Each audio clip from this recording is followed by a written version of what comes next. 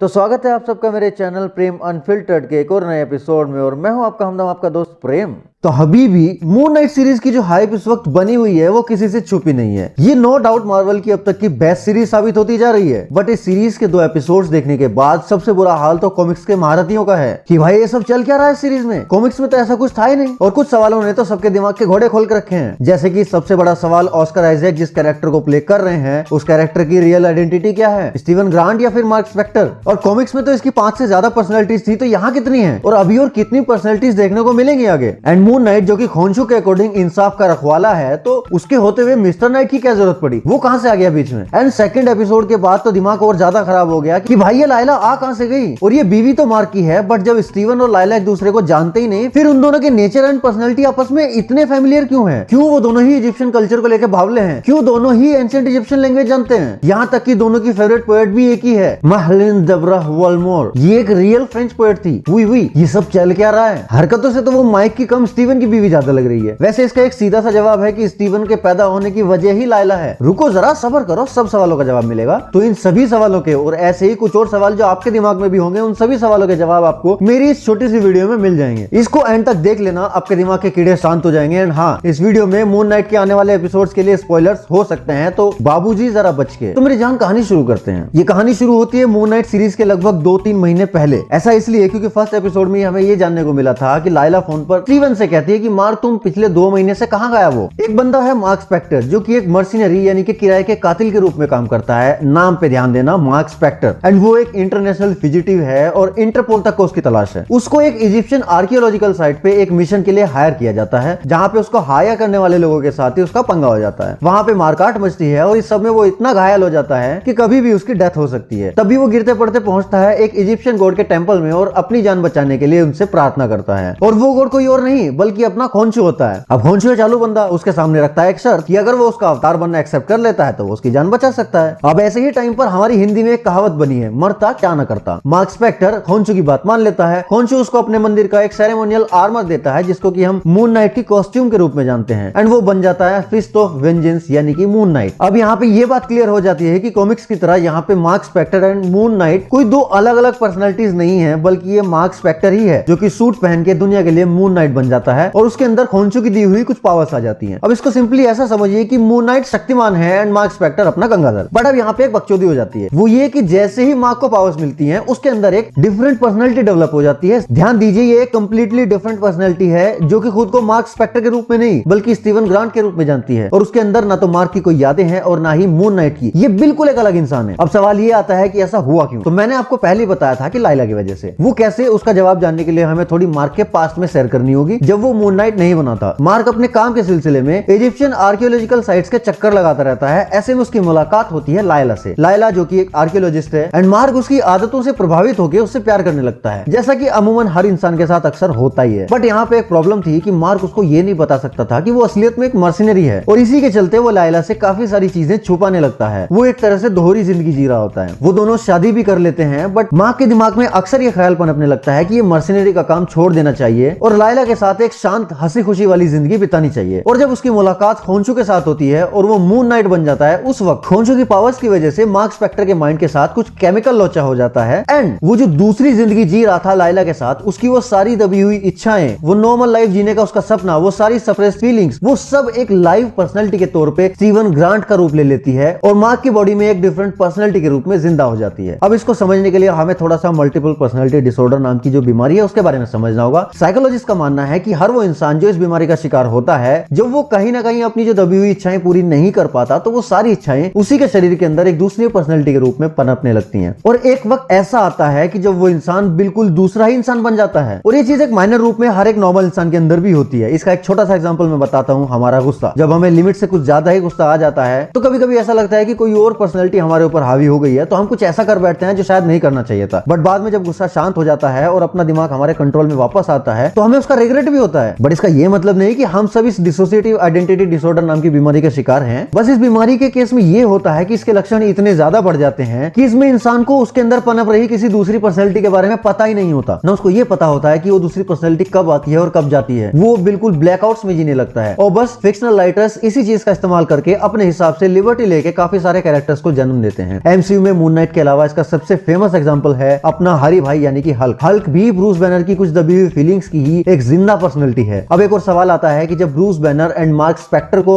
Multiple personality disorder है तो Red Hulk या आर्थर हैरो के साथ वैसा कुछ क्यों नहीं हुआ? क्योंकि मून नाइट के सेकंड एपिसोड में हमें पता चला कि मार्क स्पेक्टर से पहले खोंसू का पहला खादिम आर्थर हैरो ही था, तो इसके साथ वो सब क्यों नहीं हुआ? तो वैसे तो इसका काफी लंबा चौड़ा एक्सप्लेनेशन है जिसके लिए मैं अलग से एक वीडियो बना दूंगा, एक बार आई बटन चेक कर लेना। बट थोड़े में इसको ऐसे निपटा देता हूँ। इसको ऐसा समझिए कि जो विलन टाइप का बंदा होता है उसके अंदर कोई दबी हुई इच्छाएं नहीं होती, वो हर वो काम करता है जो उसका मन करता है। तो जब उसके अंदर कोई सप्रेस फीलिंग नहीं होती तो पावर्स मिलने के बाद भी वो सेम वही बंदा रहता है जो कि वो पहले था। आई होप कि अब आपको यहां तक समझ आ गया होगा कि मार्क स्पेक्टर की बॉडी में स्टीवन ग्रांट कहां से आया। वो लाइला के साथ उसका बिताया गया उसका वक्त ही स्टीवन बन के उसके सामने खड़ा है, क्योंकि मार्क लाइला जैसा ही बनना चाहता था, इसलिए स्टीवन को वो सब आता है जो लाइला को आता है। आप ऐसा कह सकते हैं कि स्टीवन ग्रांट लाइला की एक कार्बन कॉपी है, बस एक मेल वर्जन में। अब आखिरी सवाल ये आता है कि इस सब में मिस्टर नाइट कहां पे फिट होता है? तो इसका जवाब ये है कि जैसे मार्क सूट पहन के मून नाइट बन जाता है, वैसे ही स्टीवन ग्रांट सूट पहन के मिस्टर नाइट बन जाता है। जी हाँ, सेकंड एपिसोड में जब वो मिस्टर नाइट बन के उस गायब हाउंड से लड़ रहा होता है तो उस सूट के अंदर स्टीवन ग्रांट होता है, ना कि मार्क स्पेक्टर। इस सीरीज में मून नाइट की ही तरह मिस्टर नाइट को भी एक अलग पर्सनैलिटी न बनाकर सिर्फ एक आइडेंटिटी तक ही सीमित रखा गया है। अब रहा सवाल इसकी जरूरत का, तो सेकंड एपिसोड में हमने देखा कि एक वक्त ऐसा आता है जब स्टीवन बॉडी को पूरी तरह मार्क के हवाले नहीं करना चाहता, वो उसको खुद कंट्रोल करना चाहता है, लेकिन उसको ये नहीं पता कि एमिट के गायब कुत्ते से खुद के शरीर की रक्षा कैसे की जाए। ऐसे में जब वो यहाँ पर ऊपर से गिर रहा होता है और मार्क अंदर से चिल्लाता है कि समन द सूट, तो जब स्टीवन सूट को समन करता है तो उसको मून नाइट की जगह ये मिस्टर नाइट का सूट मिलता है, क्योंकि बॉडी का कंट्रोल उस वक्त स्टीवन के हाथ में था, ना कि मार्क के हाथ में। इस बात को ध्यान से समझना कि अगर उस वक्त बॉडी का कंट्रोल मार्क स्पेक्टर के हाथ में होता और वो सूट को समन करता तो वो कंप्लीटली मून नाइट में बदलता, लेकिन क्योंकि बॉडी का कंट्रोल स्टीवन के हाथ में था और क्योंकि स्टीवन को अब मार्क स्पेक्टर की सारी सच्चाई मालूम है कि वो उसी के शरीर के अंदर एग्जिस्ट करता है और वो मून नाइट बन सकता है, तो यहाँ पे उसका बिलीफ सिस्टम काम करता है कि वो भी कुछ ना कुछ तो बन ही सकता है। उसका सबकॉन्शियस माइंड उसकी बॉडी में सोई हुई खोंसू की पावर्स के ही कुछ पार्ट को एक्टिवेट कर देता है ताकि उससे उसके शरीर की रक्षा हो सके, और उसको एक नया सूट मिल जाता है मिस्टर नाइट का। तो मतलब अब जब भी बॉडी का कंट्रोल स्टीवन के हाथ में होगा और वो कभी मुसीबत में हुआ और उस टाइम अगर वो बॉडी का कंट्रोल मार्क को ना देके खुद रखना चाहे, तो अब उसके पास भी खुद की रक्षा करने के लिए एक टूल है मिस्टर नाइट का सूट, जो कि कुछ हद तक उसको पावर्स देता है। और ये हमें आगे के एपिसोड्स में भी देखने को मिलेगा जब भी बॉडी का कंट्रोल स्टीवन के हाथ में आएगा। तो आई होप कि अब आपको आपके सारे सवालों के जवाब मिल गए होंगे। अगर कुछ बाकी रह गया है तो मुझे कमेंट्स में बताइए और मेरी वीडियो कैसी लगी ये भी बताइए। और मेरी जान अगर वीडियो अच्छी लगी तो इस वीडियो को लाइक करो या ना करो, बट यार चैनल को सब्सक्राइब कर दो, क्योंकि ऐसा माल आपको यहाँ पर अक्सर मिलता रहता है। और फिर भी अगर आपको मुझसे अपने दिल की कोई बात करनी है तो आ जाओ इंस्टाग्राम पे, वरना मैं मिलता हूँ नेक्स्ट वीडियो में। तब तक के लिए सायोनारा।